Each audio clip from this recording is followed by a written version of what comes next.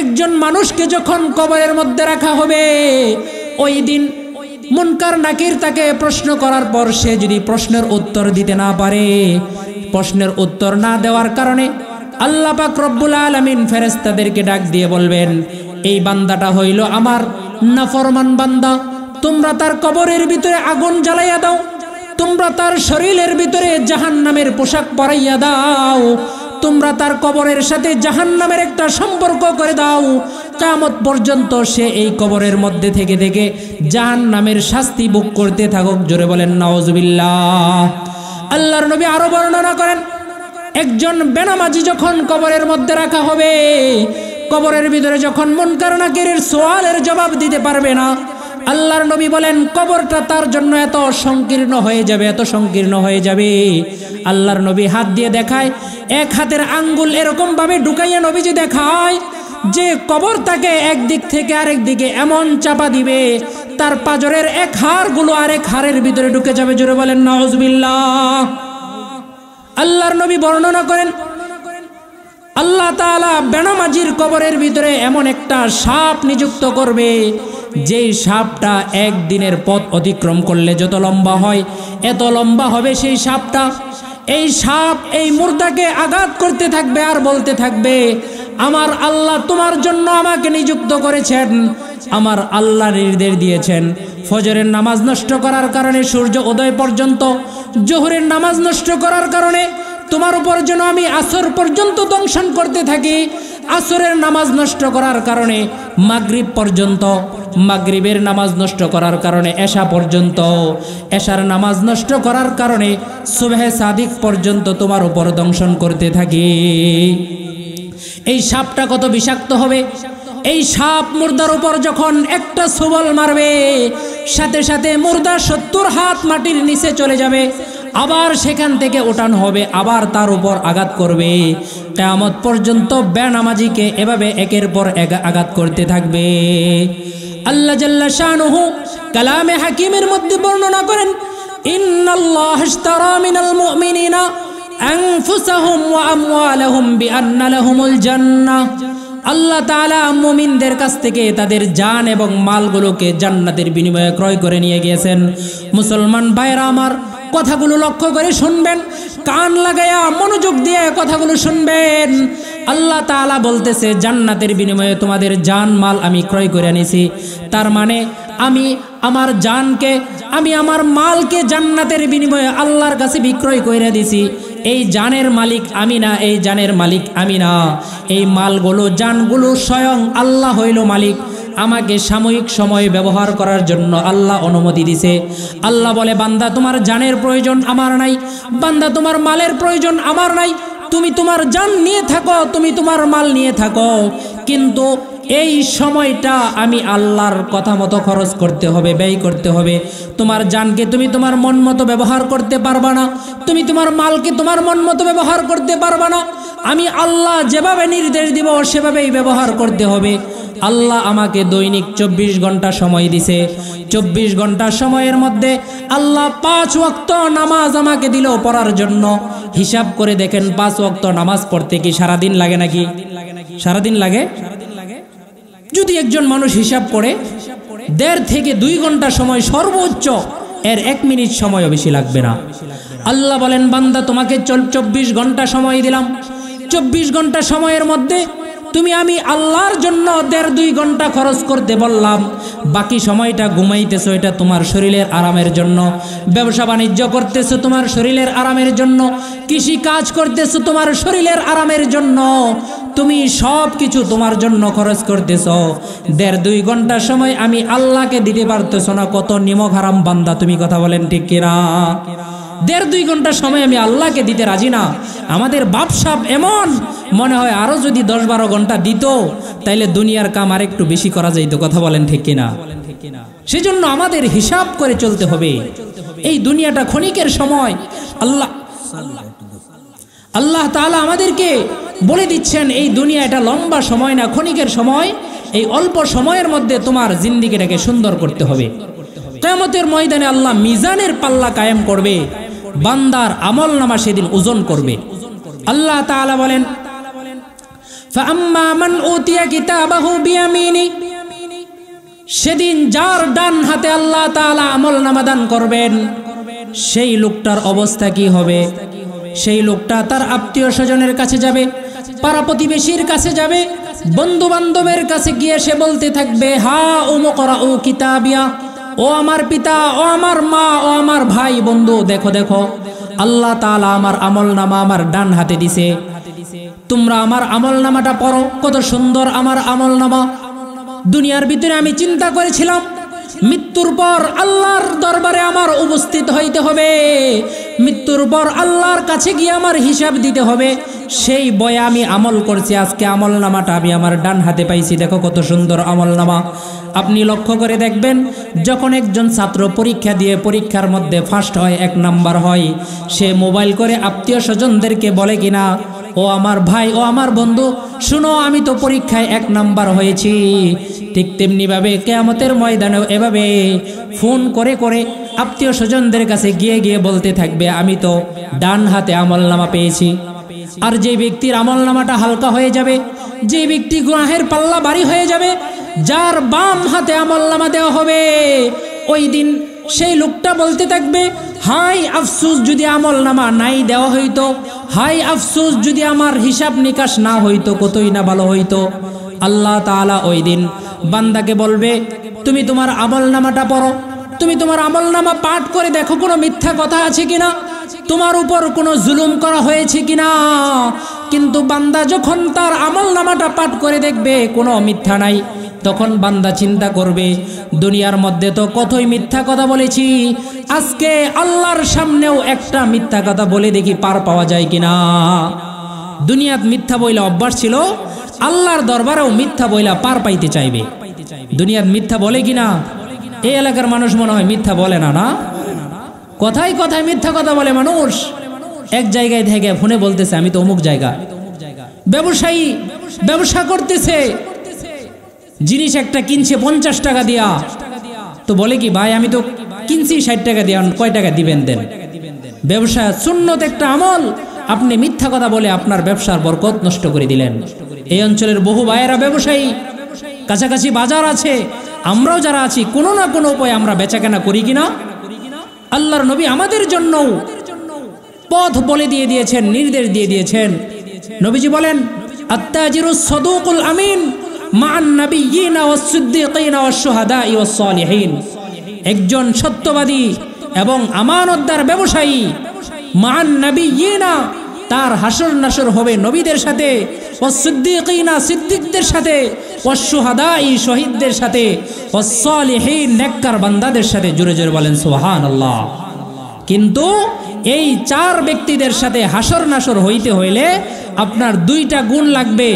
1 number গুণ হলো আস-সাদুক, সত্য কথা বলার গুণ। 2 নাম্বার হলো আল আমিন, বিশ্বস্ততার গুণ। বলেন তো দেখি, আমাদের ব্যবসায়ের সবার মধ্যে এই গুণটা আছে? দোকানের একটা জিনিস আমি নিজে কয়েকদিন ব্যবহার করছি, তার কয়েকদিন পরে ওই জিনিসটাকে আমি খুব সুন্দরভাবে পরিষ্কার কইরা প্যাকেটিং কইরা আবার নতুন বলে চালাইয়ে দিলাম, আমি আমানতের খেয়ানত করলাম। আমরা বাজারে জিনিস বিক্রি করি, বস্তার মধ্যে ধান নিচের দিকে দেই একরকম, বস্তার মুখের মধ্যে 5-10 কেজি দেই একটু খুব ভালো মানসম্মত চকচকা যেটা সেটা। বাজারে হলুদ বিক্রি করতে নিয়ে যায়, বস্তার নিচে দেয় বীজাগুলা, মুখের মধ্যে দেয় একদম টাটকা শুকনা গোলা। কথা বলেন ঠিক কিনা? আপনি এখানে প্রতারণা করতেছেন। নবীজি বলছে, বাজারের মধ্যে যাওয়ার পর যখন তুমি স্তূপ থেকে কোনো জিনিস কিনবা, ভিতরে হাত ঢুকাইয়ে দেখো উপরের মাল আর ভিতরের মাল এক আছে কিনা। যদি থাকে তাহলে সে আমানতদার এবং সত্যবাদী ব্যবসায়ী। এরকম হচ্ছে না আমাদের? অনেকের হচ্ছে। এই কাজগুলো করলে আপনি হয়তো সাময়িক কয়েক টাকা লাভবান হইলেন, কিন্তু এই আমল করার কারণে আপনি যে সওয়াব পাইতেন সেটাও হবে না, এবং আপনি বাহ্যিকভাবে দেখতেছেন আপনার 10-5 টাকা বেশি লাভ হচ্ছে, কিন্তু প্রকৃতপক্ষে আল্লাহ তাআলা অন্য দিক থেকে আপনার বরকত নষ্ট করে দিবে। মুসলমান ভাইরা আমার, আমি বলতেছিলাম আল্লাহ তাআলা বান্দাদেরকে বলবে, ইকরা কিতাবাকা কাফা বিনাফসিকাল ইয়াওমা আলাইকা হাসিবা। ও বান্দা, তোমাকে যে আমলনামা দিলাম আজকে তোমার আমলনামাটা পড়ো। বান্দা সেই দিন নিজের আমলনামা পয়রা আল্লাহর সামনে একটা মিথ্যা কথা বলে ফেলবে। আল্লাহর সামনে বলবে, আল্লাহ এই আমলনামা তো আমার না। আমাদের সমাজে আরেকটা বিষয়ে খুব মিথ্যা কথা বলি, যেই বিষয়টা একটু না বললেই নয়। আমাদের সমাজে বহু মানুষ আছে রাগের মাথায় স্ত্রীকে দুমদাম তালাক দিয়ে দেয়, 1 তালাক 2 তালাক 3 তালাক। 3 তালাক দেওয়ার পরে মুফতি সাহেবের কাছে গিয়া বলে, হুজুর 1 তালাক দিছি, বউ তালাক হইছিনি। কথা বলেন ঠিক কিনা? 3টা দিয়া কয় কি 1 তালাক দিছি, তালাক হইছে কিনা। আবার এসে বলে, হুজুর আমি তো রাগের মাথায় তালাক দিছি, তালাক হয়েছে কিনা। তার মানে হ্যাঁ বুঝাইতে চাচ্ছে রাগের মাথায় তালাক দিলে কি হয় না, তালাক হয় না। আপনি বলেন তো দেখি, কোন মানুষটাই বাজার থেকে মিষ্টি কিনে আয় না, এরপরে স্ত্রীকে বলতেছে, ও আমার প্রাণের স্ত্রী, তোমার জন্য মিষ্টি আনছি, মিষ্টিগুলো খাও, কিছুক্ষণ পরে তোমারে তালাক দিব। এমনি তালাক দেয়? তালাক তো সবাই রাগের মাথায়ই দেয়, কিন্তু মুফতি সাহেবের কাছে গিয়া বলে যে রাগের মাথায় তালাক দিছি, তালাক হয়েছে কিনা। বলেন তো দেখি, আপনি যদি একটা লাঠি নিয়ে আপনার বাড়িতে একটা গ্লাসের মধ্যে জোরে আঘাত করেন, কাচের জিনিসের মধ্যে ভাঙবে কিনা? আপনি যদি বলেন আমি তো রাগের মাথায় বাড়ি দিছি, রাগের মাথায় দিলেও যা, হাইসে হাইসে দিলেও একই। তো এই জন্য এই বিষয়টা যেহেতু আমাদের পানি দিলে পানি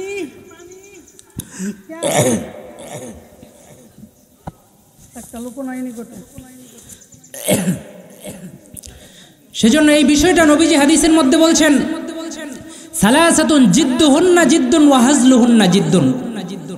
3টা জিনিস এমন আছে যেটা হাইসা হাইসা দিলেও যেরকম হয়ে যায়, রাগের মাথায় দিলেও হয়ে যায়। তার মধ্যে একটা হলো তালাক। যেহেতু এই আলোচনা আসছে, এই বিষয়টা আপনাদেরকে বলে দেই।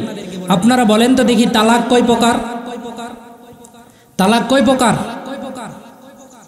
কেউ জানে না।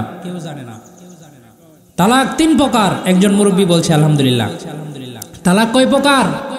3 প্রকার। কিন্তু আমরা জানি 1 প্রকার। সবাই খালি বাইন তালাক জানি, আর কিছুই জানি না।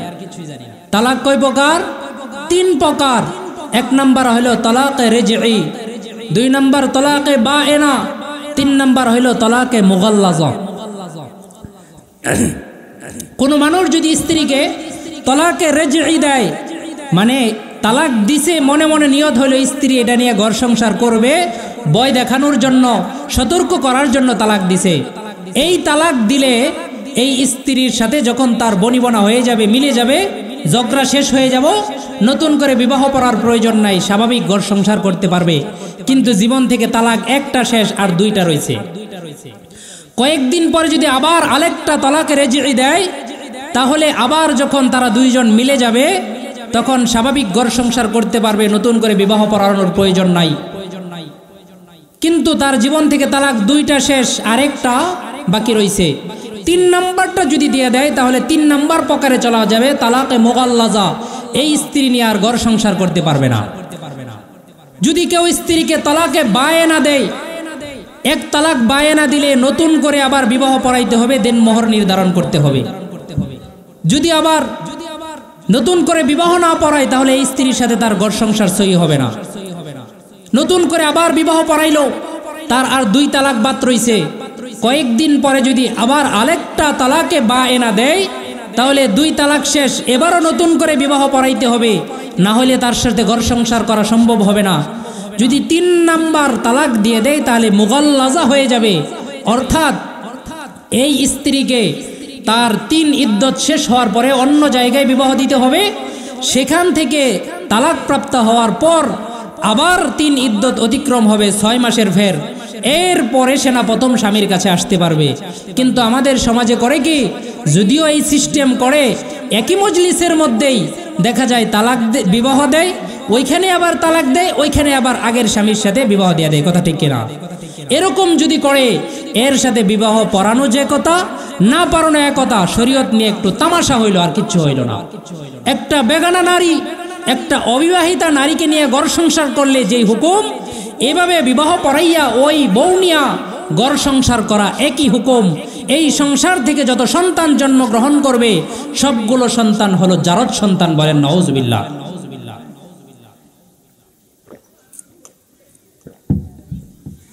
তো বলতেছিলাম এই তালাকের ব্যাপারটা নিয়েও মুফতি সাহেবদের কাছে গিয়ে কি করে মিথ্যা কথা বলে। আমি যখন ইফতা পড়ি জামিউল উলুম মিরপুর 14, এক লোক একদিন আসছে, আয়েশা বলতেছে হুজুর একটা তালাকের মাসআলা লাগবো। তো আমি প্রশ্ন লেখার জন্য খাতা কলম নিয়ে বসলাম। আমি প্রথম কিছুক্ষণ ওয়াজ নসিহত করলাম, আপনি যদি মিথ্যা বইলা ফতোয়া নেন তাহলে আপনার দায়, আমার কোনো কিচ্ছু না, সত্য কথা বলবেন, আপনার কথা অনুযায়ী সমাধান হবে। সেই লোক বলতেছে হুজুর এক তালাক দিছি। এরপরে সংখ্যাটা লেখার সময় আমি বললাম মিথ্যাই বললো কিনা, আরো কিছুক্ষণ বললাম। এবার বলতেছে হুজুর আসলে আমি না 2 তালাক দিছি। তো যখন 1 থেকে 2 আসছে আমার মনে হয় কিছু গাবলা আছে। তখন আরো কিছুক্ষণ ওয়াজ নসিহত করে বললাম আপনি সত্য কথা বলেন, সমাধান যা হওয়ার শরীয়তের তাই হবে, মিথ্যা বইলা ফতোয়া নিলে আপনার কোনো লাভ হবে না। এবার বলতেছে হুজুর 3 তালাক দিলে কি কোনো অসুবিধা হবে? তার মানে বোঝা যায় যে কি 3টা দিছে। আমি বললাম আপনাকে তো এটাই বলতেছি, কি বলছেন ওই কথাটা আপনি বলেন। এবার ওই লোক বলতেছে হুজুর আমি তো আসলে 3 বলি নাই, আমি আমার স্ত্রীকে বলছি তোমাকে 70 তালাক দিলাম। কয় তালাক দিছে? 70 তালাক। আইয়া বলে কয় তালাক? প্রথম 1 তালাক। আমাদের সমাজের অবস্থা এরকম, সবাই যায় খালি কয় 1 তালাক আর 2 তালাক, 3-এর কথা কেউ স্বীকার করে না। তো এই দুনিয়ায় যে মিথ্যা বলার অভ্যাস আছে, আল্লাহর দরবারেও গিয়া আমল নামা অস্বীকার করবে, বলবো আল্লাহ আমল নামা তো এটা আমার না। তো যখন অস্বীকার করবে তখন আল্লাহর প্রমাণ দিতে হবে না? তখন আল্লাহ তাআলা বলবে কিরামান কাতিবিনা ইয়ালামুনা মা তাফআলুন, ও বান্দা তোমার 2 কাঁধের মধ্যে 2 জন ফেরেশতা দিয়েছিলাম, যেই 2 জন ফেরেশতার একজন তোমার নেকি আমলগুলো লিখেছে আর একজন ফেরেশতা তোমার গুনাহের আমলগুলো লিখেছে। ও বান্দা ওই ফেরেশতাদের লিখিত খাতাটাও তুমি তোমার সামনে তোমার আর আগের আমলনামার সাথে মিলিয়ে দেখো ওই খাতা আর এই খাতার মধ্যে কোনো উল্টাপাল্টা আছে কিনা। বান্দা ওই ফেরেশতাদের লিখিত আমলনামার সাথে তার আগের আমলনামা যখন মিলাবে, মিলিয়ে দেখবে হুবহু সবকিছু কপি করা, কোনো ধরনের ভুল নাই। এবার বান্দা আর অস্বীকার করতে পারবে না। আল্লাহ তাআলা আরো বিশ্বাস হওয়ার জন্য বান্দার সামনে আরেকটা প্রমাণ পেশ করবে। আল্লাহ বলবে ওয়া আলজামনাহু তায়রাহু আলা উনুকি, বান্দা আমি তোমার গন্ডের ভিতরে, তোমার গর্দানের ভিতরে, কণ্ঠনালীর ভিতরে আমি আরেকটা জিনিস রেখে দিয়েছিলাম। তুমি যত আমল করেছো তোমার সবগুলো আমল সেই জায়গায় মেমোরি কার্ডের মধ্যে রেকর্ড হয়ে আছে। আল্লাহ তাআলা যখন এই আমলনামাও সামনে দিয়ে দিবে, বান্দা তখন মাথা নিচু কইরা আল্লাহর সামনে দাঁড়াইয়া যাবে, আর কোনো ধরনের উত্তর সেদিন আল্লাহর সামনে করতে পারবে না। আল্লাহ সেদিন বান্দাকে ডাক দিয়ে বলবে ও আমার বান্দা, এতেও যদি তোমার না হয়, আল্লাহ তাআলা সেদিন বান্দার জবানকে বন্ধ করে দিবে, কারণ মিথ্যা বলার সুযোগ আল্লাহ তাআলা দিবে না। প্রমাণ পেশ করার জন্য আল্লাহ তাআলা বলবে আল ইয়াউমা নাখতিমু আলা আফওয়াহিহিম, বান্দা আজকে তোমার জবানের মধ্যে আমি মোহর মেরে দিব, তোমার জবানকে আমি বন্ধ করে দিব। ওয়া তুকাল্লিমুনা আইদিহিম, তোমার হাত আমি আল্লাহর সামনে কথা বলে সাক্ষী দিবে। তুমি হাত দিয়ে কোন কোন গুনাহ করেছো হাতই বলে দিবে। তোমার পা আমার সামনে সাক্ষী দিবে। মিথ্যা বলে কোনো পার পাওয়ার সুযোগ নাই, মিথ্যা বলে পার পাওয়া যাবে না। সেদিন আমার হাত সাক্ষী দিবে, আমার পা সাক্ষী দিবে। যেই হাত পাকে কত সুন্দর করে, কত দামি দামি পারফিউম এই হাত পাওয়ার মধ্যে মারতেছি, এই হাত পাগুলো সুন্দর থাকার জন্য, কিন্তু এই হাত পা আমি আপনার বিরুদ্ধে আল্লাহর সামনে সাক্ষী দিবে। মুসলমান ভাইয়েরা আমার, সেজন্য আমাদের আমলকে সুন্দর করতে হবে, ভবিষ্যৎ জীবনকে ইসলামের রঙে রঙিন করতে হবে, রাসূলের তরিকা অনুযায়ী আমাদের জিন্দেগিকে পরিচালনা করতে হবে।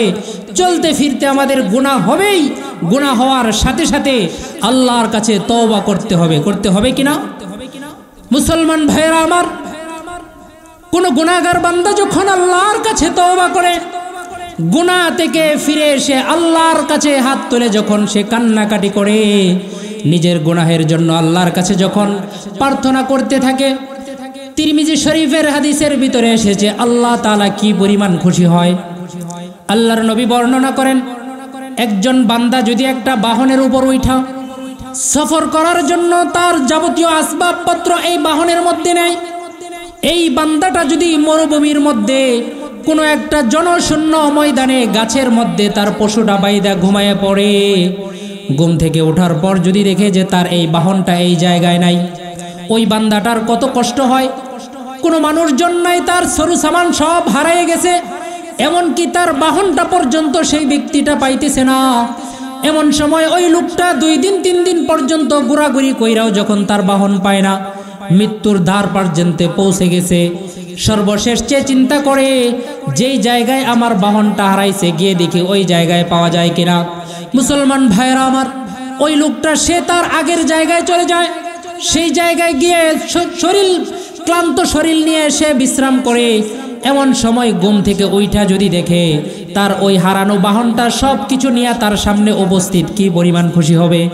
আল্লাহর নবী বলেন, একজন গুনাহগার বান্দা গুনাহ করার পরে গুনাহ থেকে যখন সে ফিরে আসবে, গুনাহগার বান্দা যখন গুনাহ থেকে ফিরে এসে আল্লাহর দরবারে তওবা করে খাঁটি বান্দা হয়ে আল্লাহ পাকের ইবাদত করা শুরু করবে, আল্লাহর নবী বলেন আল্লাহ তাআলা ওই হারানো পশুকে ফিরে পাওয়ার পর বান্দা যেই পরিমাণ খুশি হয়, আল্লাহ তাআলা গুনাহগার বান্দা তওবা করে ফিরে আসলে তার চেয়েও বহু বহু গুণ বেশি খুশি হয়। জোরে বলেন সুবহানাল্লাহ। সেজন্য গুনাহ হয়ে যাবে, সাথে সাথে তওবা করতে হবে। কেমন তওবা করতে হবে? হযরতে ওমর ফারুক রাদিয়াল্লাহু তাআলা আনহু একদিন ঘর থেকে বের হয়েছেন। হযরতে ওমর কত কঠিন হৃদয়ের অধিকারী ছিলেন। খুতবার ভিতরে আমরা সব সময় শুনি, আমরা খুতবার মধ্যে পাঠ করি, ওয়া আশাদ্দুম ফি আমরিল্লাহি ওমর। দ্বীনের ব্যাপারে হযরতে ওমর অনেক কঠোর ছিলেন, কঠিন ছিলেন। এই ওমর একদিন রাস্তা দিয়ে হেঁটে যায়, রাস্তার পাশে দেখে একজন যুবক হাউমাউ করে কান্নাকাটি করতেছে। যুবককে দেখে হযরতে ওমর এত কষ্ট পেলেন, হযরতে ওমরের অন্তরের ভিতরে এমন আঘাত লাগলো। যুবকের কান্না দেখে হযরতে ওমরের চোখ দিয়া পানি বের হয়ে গেছে। হযরতে ওমরে ফারুক যুবককে জিজ্ঞাসা করে, ও যুবক, তুমি কি জন্য কান্নাকাটি করতেছো বলো দেখি। হযরতে ওমরকে যুবক বলে, ও ওমর শোনো, আমি এমন বড় গুনাহ করেছি, আমি এত বড় অন্যায় করেছি, যেই অন্যায়ের ক্ষমা এই দুনিয়ার মধ্যে হবে না। হযরতে ওমর যুবককে লক্ষ্য করে বলে, ও যুবক, তুমি কি অন্যায় করেছো, কি অপরাধ করেছো, আমি ওমরের সাথে বলো। যুবক বলতেছে, আমি যে অন্যায় করেছি এই অন্যায়ের কোনো ক্ষমা নাই। বলে, যাও দেখি রাসূলের দরবারে যাই। যুবককে নিয়ে হযরতে ওমর রাসূলের দরবারে উপস্থিত হয়ে যায়। নবীজির কাছে অনুমতি চাওয়া হয়, ইয়া রাসূলুল্লাহ, একজন যুবক হাউমাউ করে কান্নাকাটি করতেছে, সে নাকি বিশাল বড় অপরাধ করেছে। নবীজি অনুমতি দেয় যুবককে নবীর কাছে আনার জন্য। রাসূলের দরবারে যুবক উপস্থিত হইয়া নবীজিকে বলতেছে, ইয়া রাসূলুল্লাহ, আমি তো বিশাল বড় অপরাধ করে ফেলেছি। নবীজি বলে, তুমি কি অপরাধ করেছো বলো দেখি। যুবক বলতেছে, ইয়া রাসূলুল্লাহ, আমি যে অন্যায় করেছি, যে অপরাধ করেছি, এই অন্যায়ের ক্ষমা এই দুনিয়ার মধ্যে হবে না। নবীজি বলতেছে, যুবক, তুমি কি অন্যায় করেছো বলো। তোমার অপরাধ তো, তোমার অন্যায় তো এই দুনিয়ার চেয়ে বড় হবে না। যুবক ডাক দিয়ে বলে, ওগো নবী, আমি যে অন্যায় করেছি, আমার অন্যায়টা এই দুনিয়ার থেকেও বড় হবে। এবার নবীজি বলে, ও যুবক, তোমার অন্যায় কি আল্লাহর রহমতের চেয়েও বড় নাকি? যুবক বলতেছে, হ্যাঁ হ্যাঁ ইয়া রাসূলুল্লাহ, আমার অন্যায় আল্লাহ তাআলার রহমতের চেয়েও বড়। এবার নবীজি বলতেছে, তোমার অন্যায় কি আল্লাহর আরশের চেয়েও বড় নাকি? যুবক বলে যে, হ্যাঁ হ্যাঁ, আমার অন্যায় আল্লাহর আরশের চেয়েও বড়। এবার নবীজি বলতেছে, যুবক, বলো দেখি তোমার অন্যায়টা কি। এবার যুবক চোখের পানি ছেড়ে দিয়ে নবীর সামনে বলে, ইয়া রাসূলুল্লাহ, ইয়া হাবিবাল্লাহ, আমি আমার রুজি উপার্জন করার জন্য জঘন্যতম একটা পেশা বেছে নিয়েছিলাম। আমার রিজিক উপার্জন করার জন্য আমি যেই পেশাটা বেছে নিয়েছি সেটা হলো, কোনো মানুষ যখন মারা যাইত, মারা যাওয়ার পরে সেই মানুষটাকে যখন কবরের মধ্যে দাফন করা হইতো, রাত্রিবেলায় ওই কবরটাকে খনন কইরা কবর থেকে ওই লাশের শরীরের মধ্যে যে কাপড়গুলো থাকতো সেই কাপড়গুলো চুরি কইরা বাজারের মধ্যে বিক্রি কইরা আমি সংসারের টাকার উপার্জন করতাম। ইয়া রাসূলুল্লাহ, এটা শুধু শেষ নয়, 2-1 দিন আগে আমি এমন একটা মারাত্মক অপরাধ করেছি, সেটার জন্য আমি কান্নাকাটি করতেছি। ইয়া রাসূলুল্লাহ, 2 দিন আগে আমাদের এলাকায় একজন সুন্দরী রূপসী নারী ইন্তেকাল করছে। তাকে যখন কবরের মধ্যে দাফন করা হয়েছে, রাত্রি বেলায় আমি আমার অভ্যাস অনুযায়ী তার কবরটাকে খনন কইরা ওই নারীর শরীর থেকে কাপড়গুলো খুইলা যখন আনতেছিলাম, শয়তান আমার ভিতরে কুমন্ত্রণা দেওয়া শুরু করে দেয়।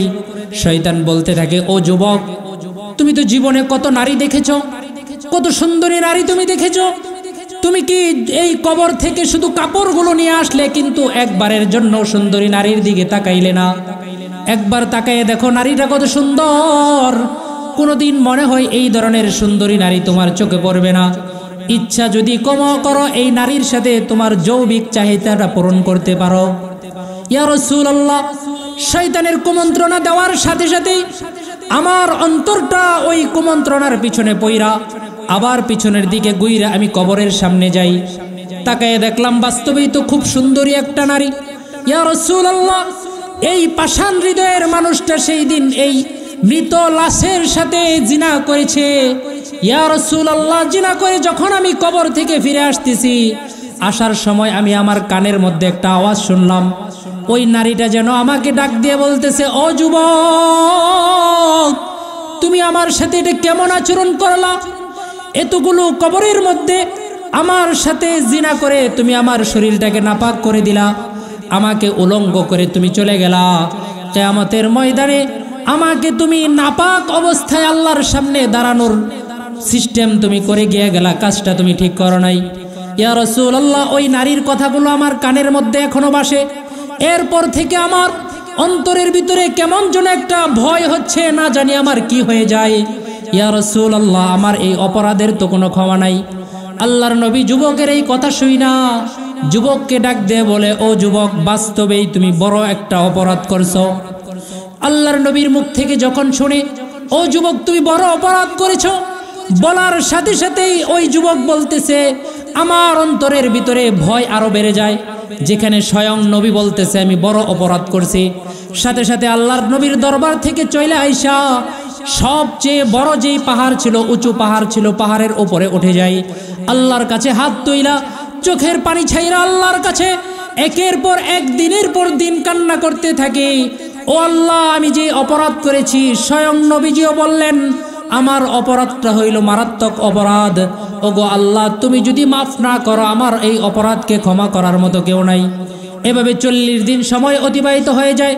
40 দিন পর হযরতে জিবরাইল আলাইহিস সালাতু ওয়াস সালাম আল্লাহর নবীর কাছে আয়েশা বলতেছে, ইয়া রাসূলুল্লাহ, 40 দিন আগে আপনার কাছে যে একজন যুবক আসছিল, যুবকটাকে আপনি কোনো ক্ষমার পদ্ধতি না বইলা আপনার দরবার থেকে তাড়াইয়া দিয়েছেন। জানেন নাকি যুবকটার কি অবস্থা?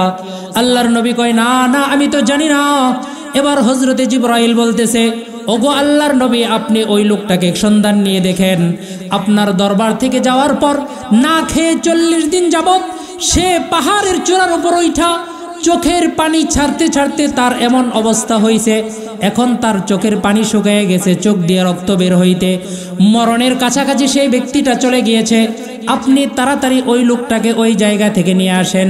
কারণ হইল আল্লাহ তাআলা এই যুবকের তওবা, এই যুবকের কান্না এমনভাবে কবুল করেছে, এত বড় অপরাধী হওয়া সত্ত্বেও আল্লাহ তাআলা তার তওবাকে কবুল কইরা জিন্দেগীর সমস্ত গুনাহগুলোকে মাফ করে দিয়েছে। বলেন সুবহানাল্লাহ।